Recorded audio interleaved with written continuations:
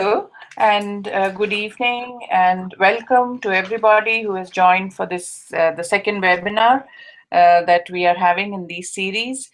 Um, we have today we are talking about cities and home-based workers, and in continuation of some of the issues that we discussed yesterday. It is my great pleasure to host Bijal Brahmadat, who's the director of Mahila Housing Seva Trust, Ahmedabad, as the chief guest for this webinar. If some of you who attended yesterday's webinar remember that we sort of alluded to the good work that Mahila Housing Seva Trust is doing with informal sector workers. Today is our opportunity to learn more about it. But before that, let me introduce Bijal.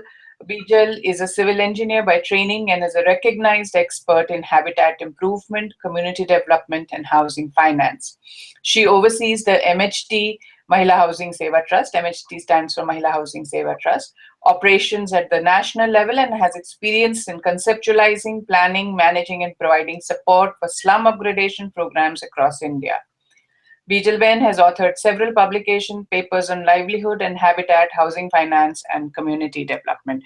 Very welcome, Bijalben.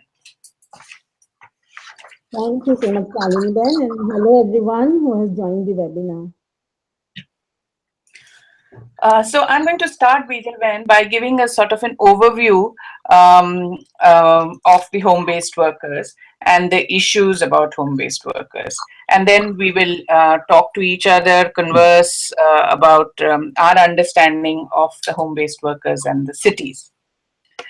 As we mentioned yesterday, that home-based workers are those workers who produce goods or services from their own home for the market.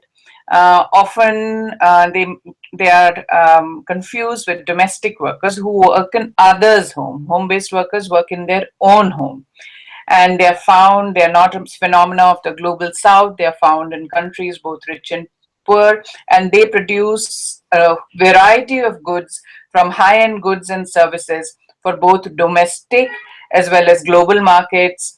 And it could be stitching garments, it could be weaving textiles, it could be incense stick rolling, cigarette rolling, it could be flowers or garlands, food items. So they're found across sectors. They work from home, and they form a significant share of urban employment in some countries, and especially in Asia and in India, including in India. If you look at the numbers, before we start on the numbers, I do want to tell you that the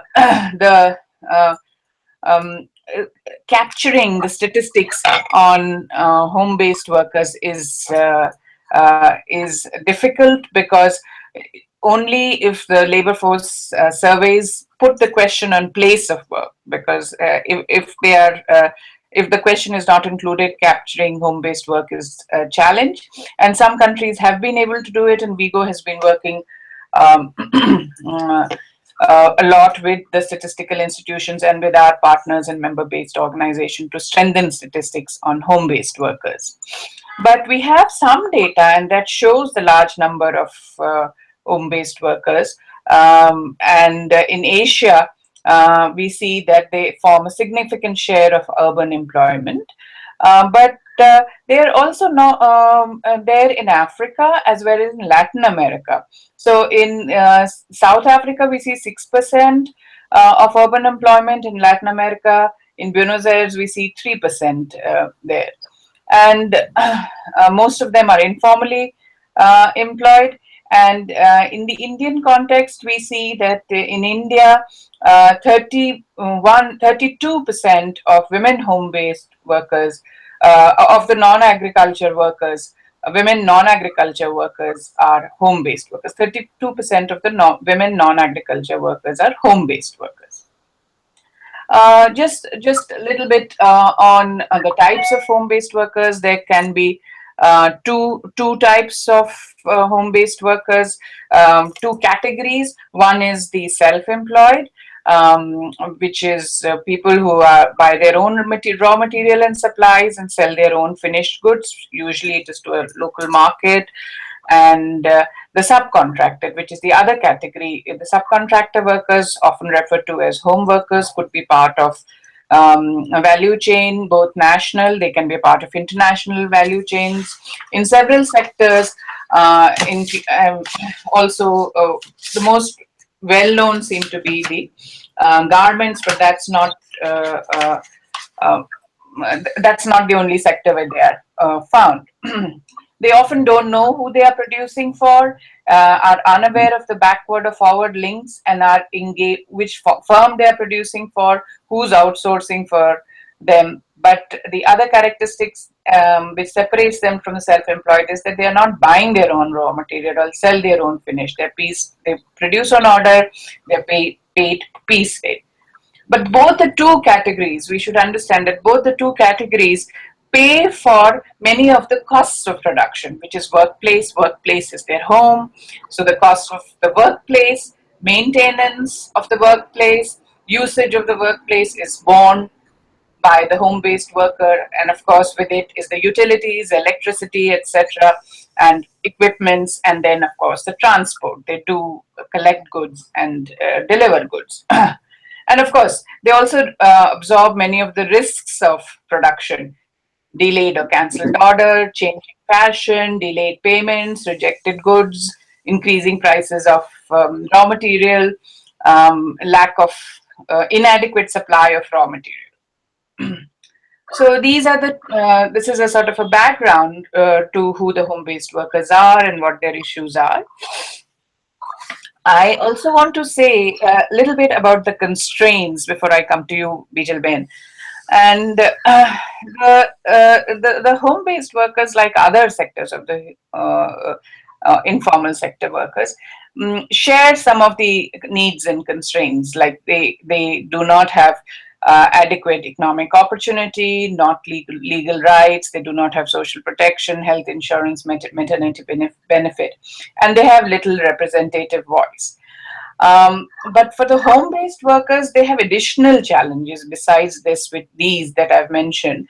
And that is much of it emerges from the fact that they produce at home, and their home is their site of work, which also gives them a lot of invisibility and isolation. And they remain invisible not just to the market, to the producers that they're producing for, but also for labor activists and for the labor movement.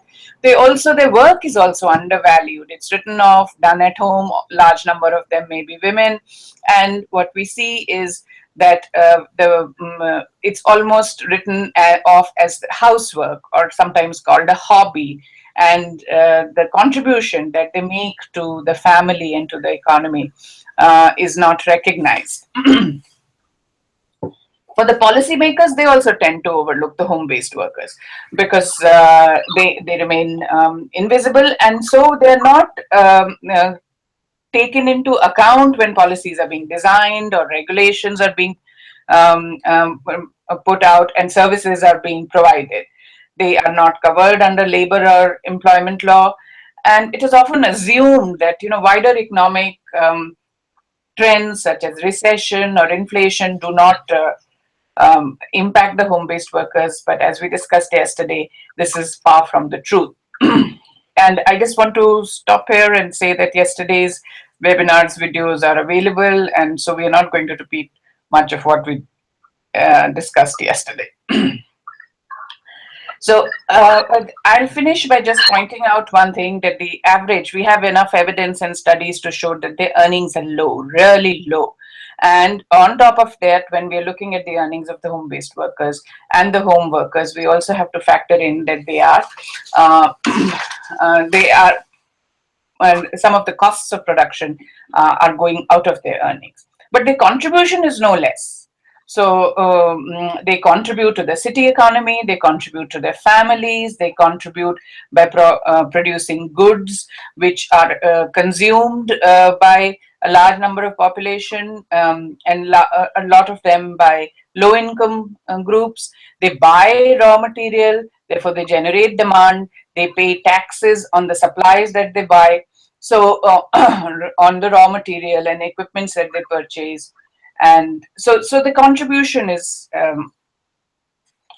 is, and it is often not measured. So we have very little data, but we know we have at Vigo, we have some studies where we have been able to document and measure some of the contribution that the households, the home-based workers are making to their household and to the city economy. Uh, Given this kind of a background, Bijalven, I am they are invisible in the city, but they are a large number of them in the city. And I want to ask you what you think and what you have experienced as the key issues vis-a-vis the urban policies that home-based workers face in India.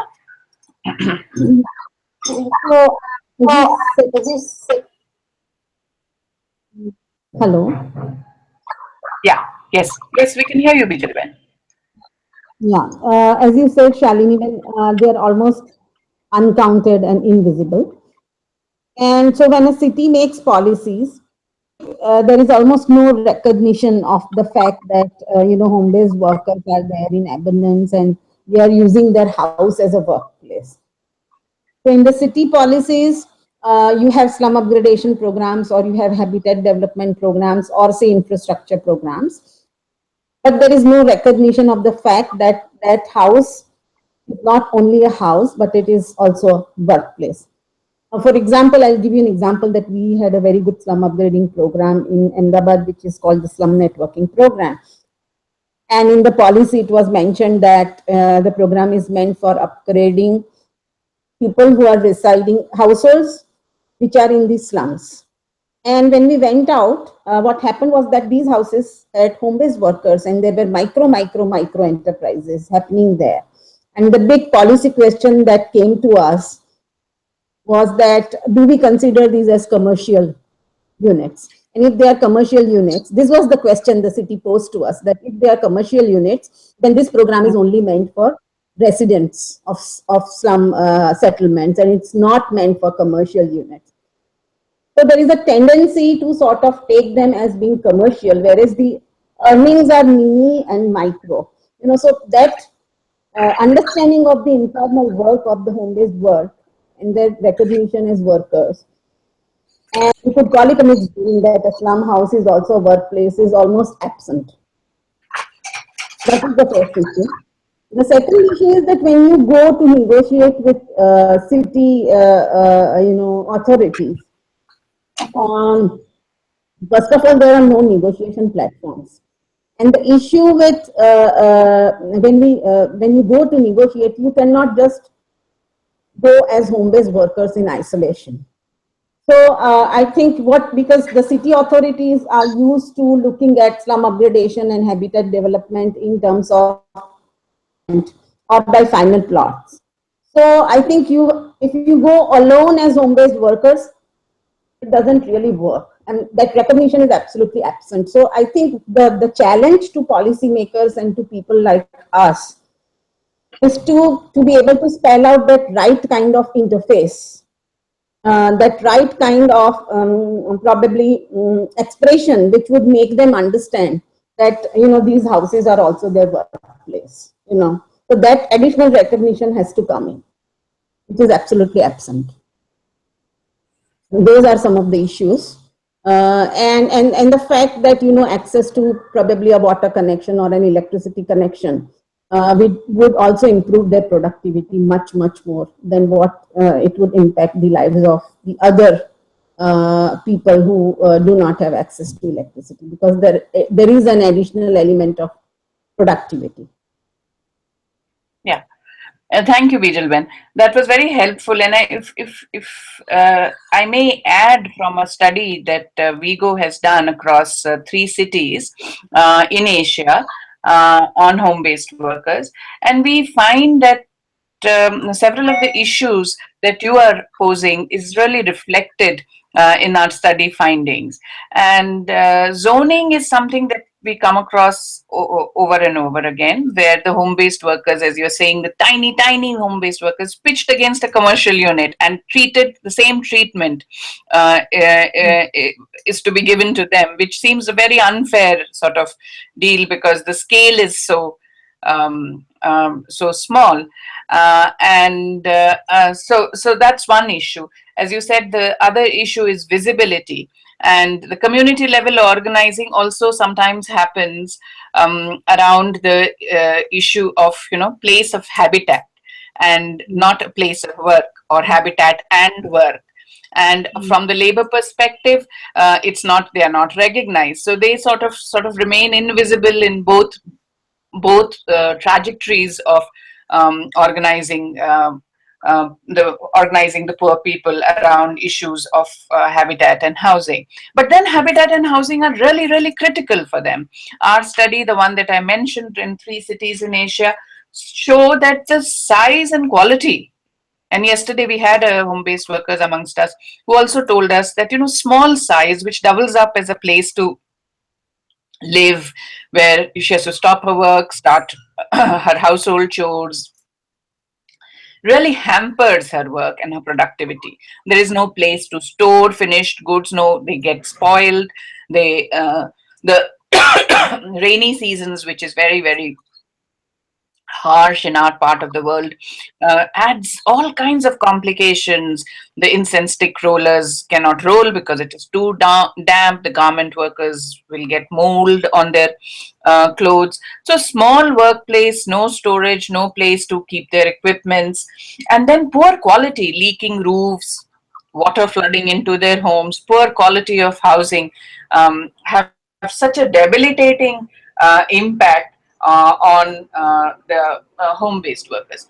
But the aspect of working from home is also about occupational health and safety, and the ergonometrics risks that they face in sitting in a bent position, or sitting down for long hours, and inhaling fumes, and working in very, very poor conditions, have an impact on their health. The other very interesting finding, which again you refer to, that we found, was that electricity, the erratic and costly electricity, really have an impact on their productivity. Many of the home-based workers said that they cannot work, have to stop work. Sometimes they pay extra for illegal connections. Sometimes they use candles for long hours. They have soot on their eyelashes, and their eyes are spoiled. So, and then sometimes, there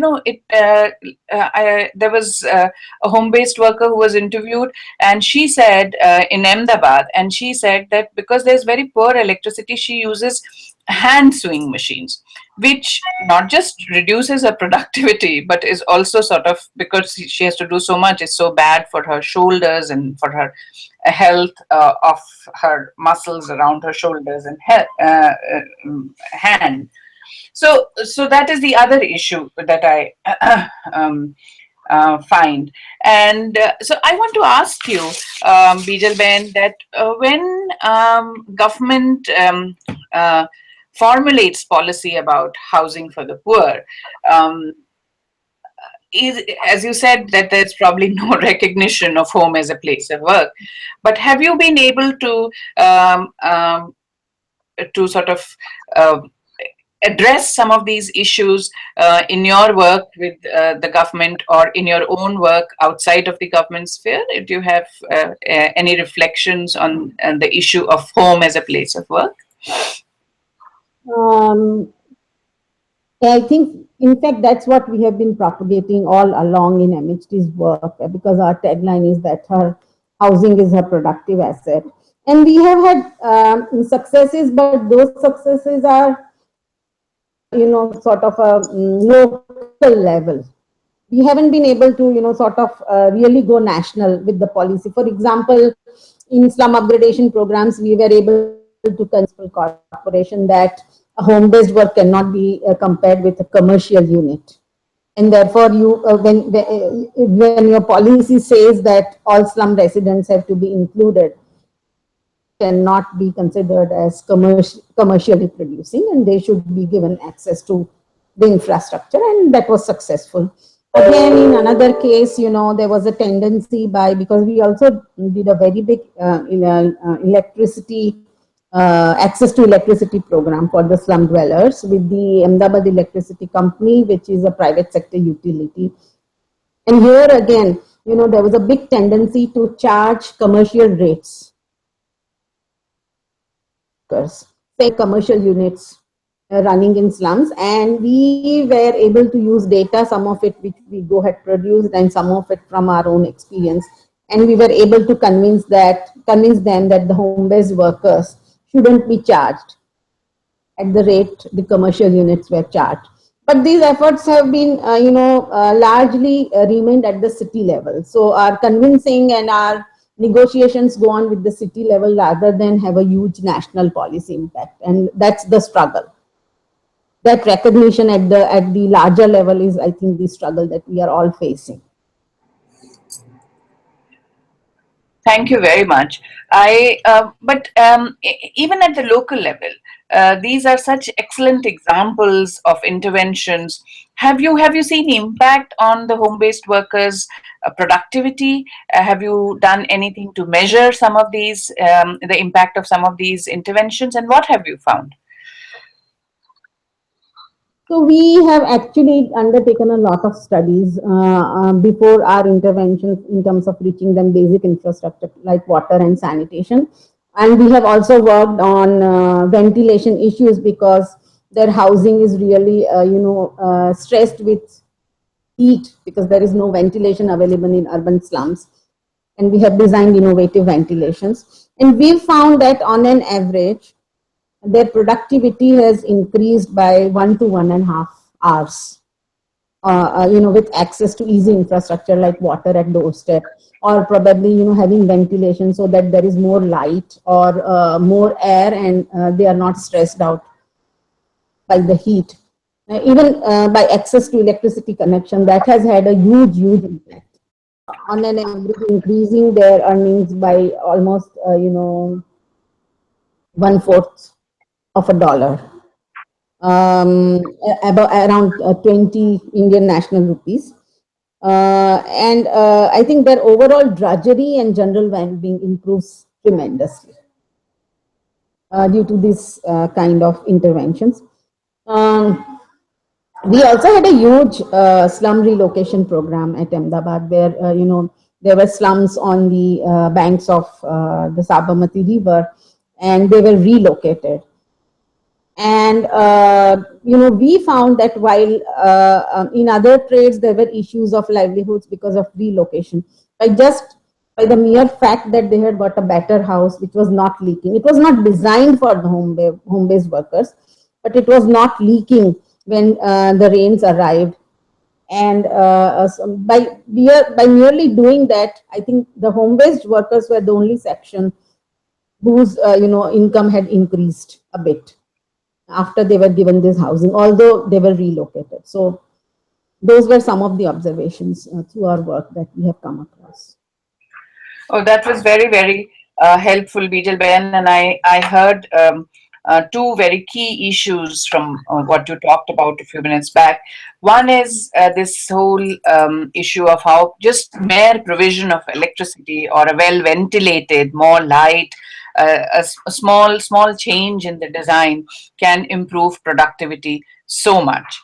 I know you do something called an electricity audit with the home-based workers and slum networks. Can you explain that a little bit to us? How is it done, and how does it help the informal sector workers or slum habitants? Yeah. So what we do is that what we have observed is that with the poor, and especially in fact with the home-based workers in our work through electricity, we have realized that the poor are not willing to invest in getting these services if the services are not at an affordable rate, especially in the case of electricity, because it's provided by the private sector in Ahmedabad, it's very costly. And what we also observed for the home-based workers was that because though their productivity increased by 1.5 to 2 hours, the kind of wages that they were getting because of this increased productivity were so because the general wage rate in the home-based work sector is very, very less. was so less that they weren't really willing to invest in accessing electricity. So the issue, so the point was that, and the usage, they didn't know how to use it. So because there was earlier when they had illegal electricity, it was unrestricted usage, and now though it's a safe electricity option and regular, you get it on time all 24 hours, but it would mean more money and more usage bills. What we did was we actually started training women as energy auditors, poor women as energy auditors. And we designed a portable watt meter, and they took this portable watt meter and moved from house to house in slums, examining their current usage and then auditing their current usage of energy and then suggesting alternatives. For example, in during the night they may need the electricity focused only at the point of their work rather than have the entire room lighted. So specific things like have electricity point only focusing on your work, or probably in a toilet you could use a 5 watt or a 0 watt bulb instead of a 40 watt bulb. So that understanding of usage, how to reduce it, and wattage was actually calculated and shown, and different designs and placements were also shown to people by these energy auditors, and that has had a huge impact because their bills were reduced by on an average $6 a month. Yes, that's quite a lot. Yeah. And so the energy auditors you said were women from the same community that were trained. Um, Yeah. uh, yeah, and they would go from home to home doing an energy audit with the household and then convincing them how to save on electricity and how to make it a sort of better ventilated, better place to work. That's, and you've done, sorry, sorry, please go ahead. Also, that they actually taught the women about how to use more efficient lighting, even if it was like, for example, using a CFL or a LED bulb vis-a-vis a normal bulb, because that would use more electricity. So I think they became the for actually making these houses more energy efficient. Yes, thank you very much. The other thing that I want to dwell on, which you said, was that for the women home based worker, housing is a productive asset. And we all know how ownership of asset leads to the empowerment of women. But and we have also seen that high rents, they live on high rents in very deplorable conditions, and they so your work with housing finance in trying to create housing assets, can you explain that a little bit to us, and what impact you have seen on the informal sector workers, but also especially on home-based workers or women workers? So I think the key to production of more housing in women's name, I think, are two big areas. One is that they have increased access to housing finance, and the other is that, of course, you work through government programs for housing where they are subsidized, and that, and you ensure that these poor women get access to program government or by the private sector. So I think, and still, I would like to say that for any 10 housing, at least, and I'll talk more about India because we are based in India, but any 10 housing that is built in India, I think 6 are done by two probably by 3 by the government, and I think 1 by the private sector that goes to the poor. So I think housing finance is key. And it's also difficult because there is an additional element in your included with housing finance. So if you don't have a legal title, most regulatory bodies would not allow you to give housing finance to the poor. Again, housing finance is separate from the usual microfinance because it's a capital intensive loan. The amounts are not small. also be a longer term loan. And those are the key challenges that you have to resolve. That's one. The other also is that the women would look towards more incremental housing. So they would take a loan once, put the roof, pay it back. They would also take another loan after that, do their walls, pay it back. So housing finance to an extent is also incremental. What we have done is that apart from the absolute legal title, there are forms of progressive tenure where there is a certain security, mm, or de facto tenure, where while it's not a complete legal title, you understand that those houses will not be evicted, and that you have to work very closely with the urban local bodies and the governments to understand, because they are different in different areas. And you, after developing that very localized knowledge, we have been able to give them housing finance ranging from about I think the average size could be um, 200,000 Indian national rupees. I'm sorry, I equivalent. You'll have to spell out. But so, and we have been also been what we have done is that we have also promoted smaller credit cooperatives which are owned by poor women, and then we have also promoted a national level housing finance company, which is actually uses the tenurial knowledge that MHT has developed and gives women access to housing finance for the women who are on various kinds of progressive tenure. And of course, this ownership then is created, is a joint ownership in the women's name. And in the government housing programs, we have always advocated for women's right. And so now the policies do have a woman as the first holder if she gets a government house through a government program. But the issue is that, although this is a policy change has been made, it doesn't really necessarily get implemented, because housing is given by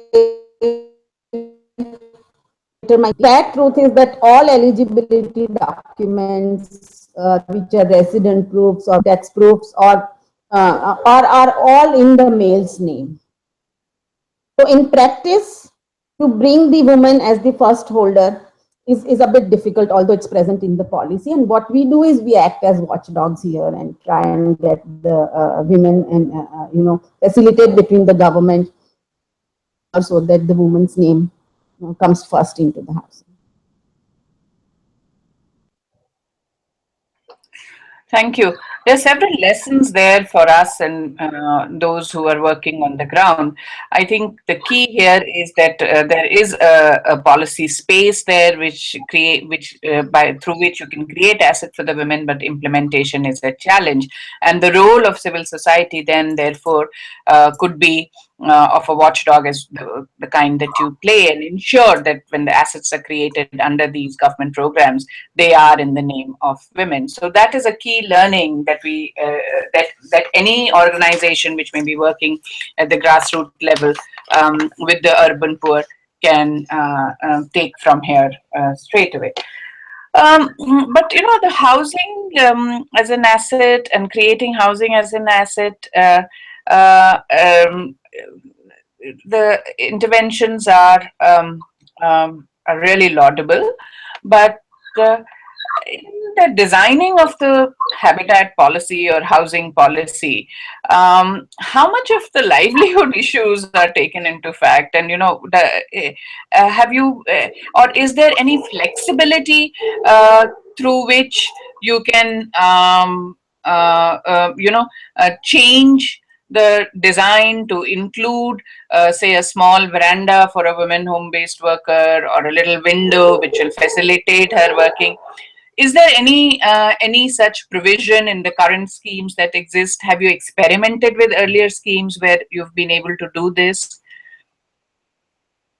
Um, uh, we, as I said again, we have we have been able to experiment at a very, very local level where the urban local body is more in command. So small slum upgradation programs, but where there are national policies on housing, especially, I think the design aspect or the work recognition aspect is almost absent. So I think the livelihood aspect is only included in terms of how far the housing scheme is from their place of livelihood, which actually is about all the other workers except for home-based worker. But not necessarily. I mean, we haven't been able to, and the government is absolutely invisible that there are women and they are economically active and home-based, and they are home-based worker. I think that has been a huge, huge challenge to us. Okay, but I also want to go back to the fact that you referred to earlier that in a relocation, in a slum relocation, it was the home-based workers who sort of benefited by better housing. But what we have seen in some of our studies, both in India and in other Asian countries, that relocation impacts home-based workers almost as much as the others. And I know you have been a great champion for no relocation and in situ upgradation. And this advocacy, the stand that you have taken, has also been reflected by many of the studies where it is almost always assumed that the home-based worker, if they are relocated and moved to a different location, would have no impact on livelihood. Have you seen that in your work in Gujarat and in other places in India? Um, Yeah, so the impact on livelihood, of course, temporarily it would be for the fact that you stop your work for a certain time because you are relocated, and it takes you a longer time to get rehabilitated. What we have seen is that certain kinds of, for example, when you say that when they are subcontracted, so meaning when you have a middleman who comes to you and gives you the raw material and collects it, sometimes are not affected. In fact, they benefit if they have a better house which is non-leaking. But a lot of these women's time which they could have spent for home-based work goes in building their identities if they are relocated very far away. So for example, if you are relocated, which means your voting card address has to be changed, your children have to be put into school, you have to your public distribution system cards have to be updated. So a lot of these time goes into rebuilding your identity into the new place. That's how home-based workers initially would get impacted, and then of course home-based workers who are self-employed also may get impacted because of the lack of transport issues, which you already mentioned for a while. That's, but subcontracted home-based workers tend to get less impacted because there is already, they are a part of the value chain, and they get people can approach them wherever they have been relocated. Yeah, thank you. But I think it also may vary from area to area because, if they are really outcast, the far end of the city, no subcontractor is going to invest in a transport and go and give them work. And they will not be able to collect work themselves. So, what we see in several of our studies and documentations is that. Many a times the home-based worker spends a lot on transport, and sometimes they cannot even walk, and so the little earnings that they have, they are spending on transport, taking a bus, sharing a cab or whatever, and then I mean, sometimes they walk long distances, so the productive time is then going on picking up work, etc. So the eviction issues can also vary, and as you are saying that the self-employed, of course, are affected, but subcontract can also be impacted. And I just wanted to share that with you. But I also wanted to share one thing that we perhaps you have not, because it's not in your mandate, you've not looked at in your work, but we have found in our studies on home-based workers is this whole cost of transport, which is almost always assumed that home-based workers are homebound, but they are not. Home-based workers travel to collect goods, they travel to give back finished orders. They may go to the market to sell their products. And so the transport costs can be very high. And if it is coupled with the fact that there are restrictions on females' movement, then then it really becomes a sort of a challenge for the home-based workers to give out finished goods and collect raw material. So it is a particular concern, and the home-based workers, for instance, in Ahmedabad, a study we did said that some of the home-based workers who had been relocated were spending as much as 100 to 125 rupees, which is more than an average day's earning, each time they go to the contractor to deliver finished goods and pick up raw materials. So, In about the relocation, I want to also bring about one more fact that some of the the home-based workers who were relocated had actually to move through areas which were unpopulated. They were so far flung that to reach the main bus stand or take a transport, they had to move through unpopulated areas, and there was a huge issue of safety for them. And so some of them working also because they had to move through those areas which were not lighted and street lights were not there and unpopulated. So safety was also of concern there. yes. And it could probably be also of a concern because public transport was very poor or non-existent or erratic. So, so they had to find alternatives. But I I want to, I'm so happy to hear what you are saying about your work at the grassroots level, because it sort of gels in very well with what Vigo's core demands about home based workers vis a vis cities are. And I do want to say that. Right over here is that we have a set of demands that we have developed with our members and like yourself and other groups and organizations of home-based workers. And the core demands for home-based workers, particularly, we ask for is a freedom from forced relocation and zoning restrictions, something that you talked about. So it's not just a question of land tenure, but also scale. Again, something that you explained to us. Then the right to basic infrastructures, water, electricity, sanitation, because home is also the workplace, and the absence of many of these things have an impact on productivity. If you have to stand in long queues and collect water, or if there is the water collecting during monsoons outside your home and you have a little garment stitching unit, nobody is going to come to your unit and give you orders. And then the other ones, we also say that right to good housing, adequate housing, and of course there are several other things that we talk about, which is access to market, fair prices and piece rates, and protection from being subjected to poor quality raw material, cancellation of orders, right to secure and transparent contracts. So, so we have a set of demands, some of which we have been talking about. But I also want to share with you, these are more sort of generic demands, but I want to share with you that, in our work with the home-based workers, largely in South Asia and Southeast Asia, and and now the emerging networks in the network which exists in Eastern Europe and emerging ones in Latin America and Africa. We've been able to bring together organizations of home-based workers and home-based workers themselves. And there was a regional conference of city authorities and home-based workers where there was representation from your organization as well in May 2014, if you remember. And the effort was to highlight how good civic amenities enhance productivity for home-based workers.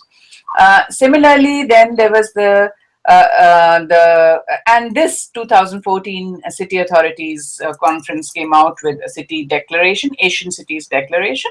And then in 2015, again, an event, a global, first ever global conference of home-based workers organized in New Delhi, where both you and I were involved, and where there were 100 home-based workers representative and supporters from 24 countries. So in these two regions also, the key recommendations, if you look at it, both in the Asian 2014 Asian Cities Declaration and 2015 Delhi Declaration, one of the first things that they say is that home as a workplace and slums as site of economic activity must be recognized. Integrate home-based workers and their livelihood activities in local economic development plans. Extend tenure security through in situ regularization and improvement in all existing settlements. Extend basic infrastructure to all homes and settlements. And extend public transport services to all settlements. Many of these things we have been talking about. But there's one thing that you spoke very passionately about, and we were not able to explore it, which is the invisibility in the larger policy arena.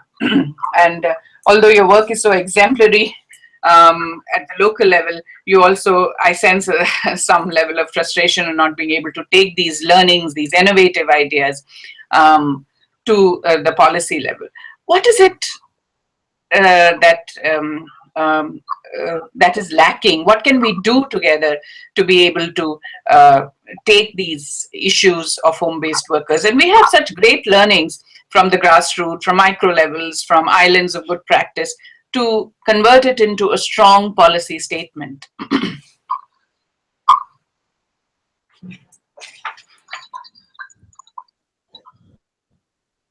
I think Do you have?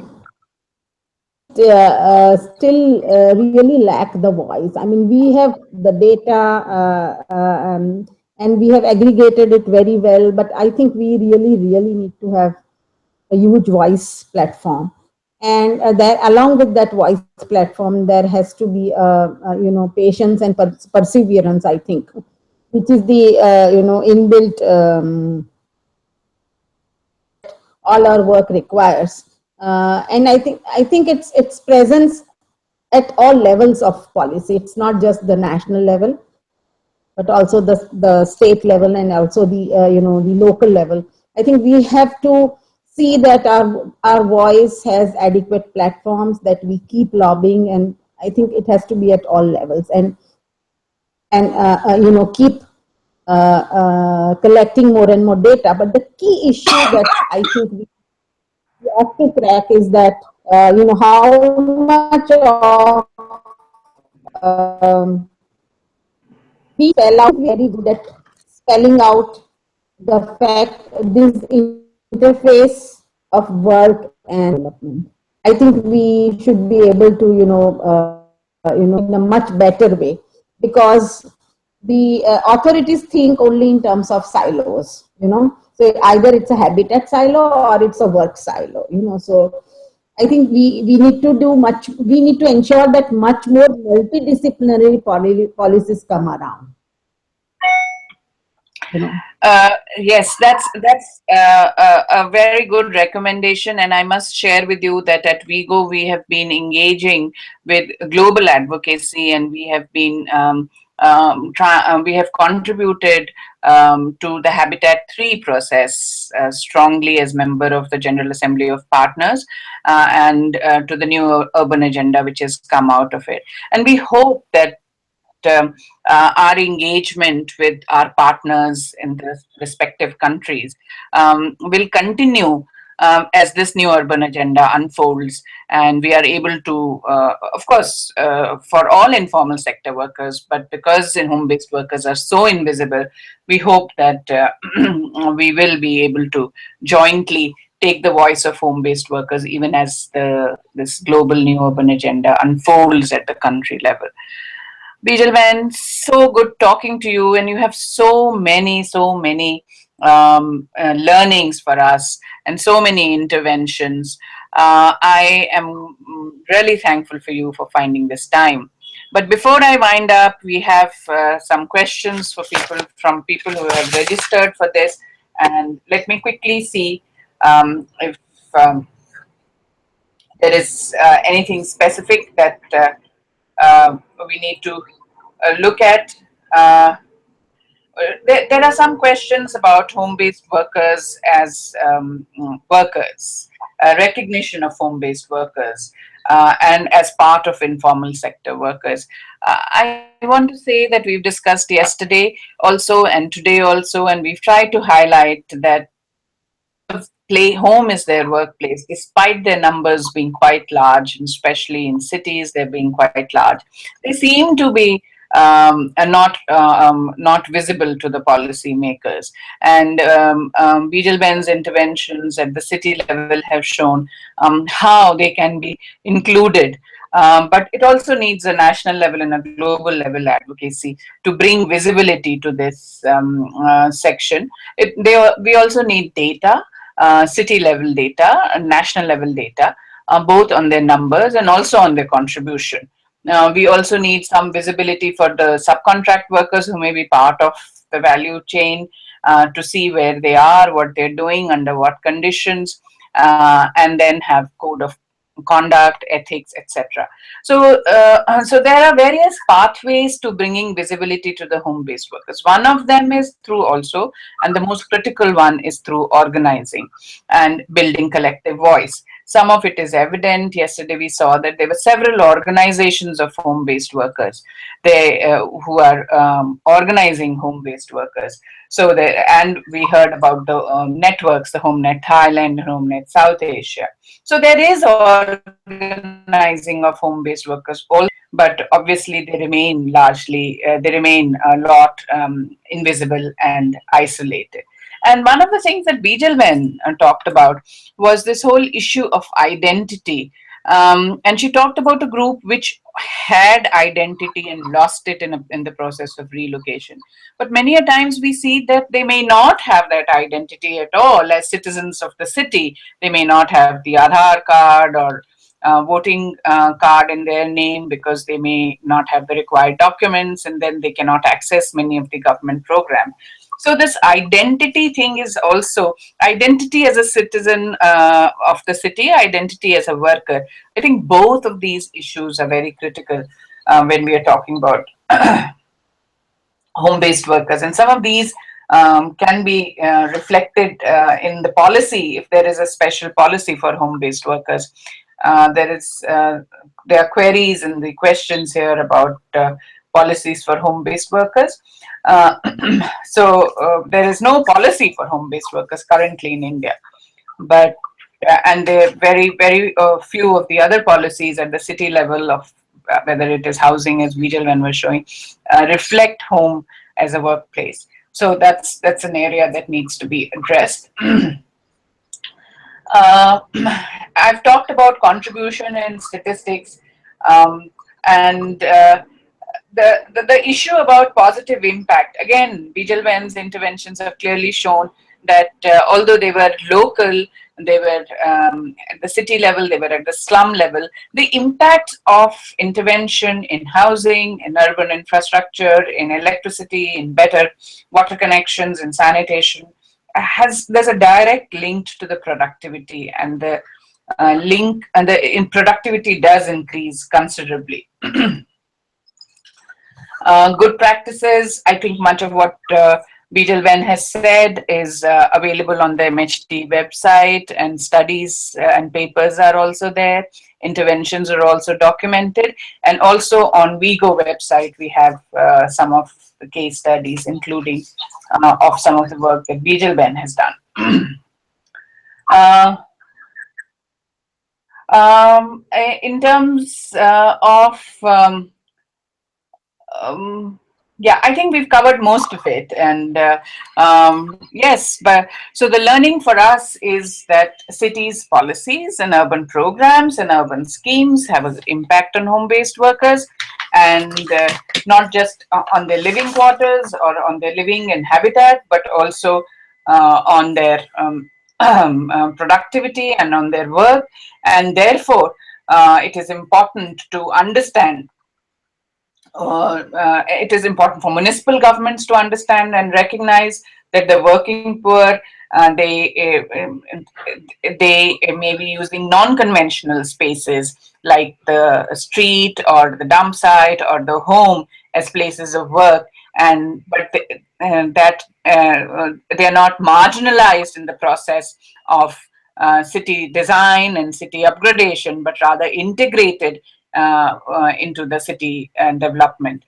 Bijalman, last and final comments, anything that you'd like to add? I think you had, I mean, thank you first of all. It was a pleasure to, represent in the webinar. But I think you had told me that what do we need to do, to increase the visibility. And I think there is organizations like MHT who, I think the key to this is that organizations like Vigo and organizations like organizations of home-based workers and organizations like MHT who really need to, and bring in joint voice. Otherwise, so you need the data, you need the work aspect of it, as well as you need the city design and the city, organizing aspect of it to come together and then, bring out the voice, which will be, I think, the most effective way of, improving conditions for home-based workers. That's wonderful, and what a wonderful note to close on. A joint voice which connects global advocacy to local advocacy and national advocacy so that home based workers, their work and their issues at the city level, visibility is brought to them. Thank you very much, and we're going to close on that. Thank you very much.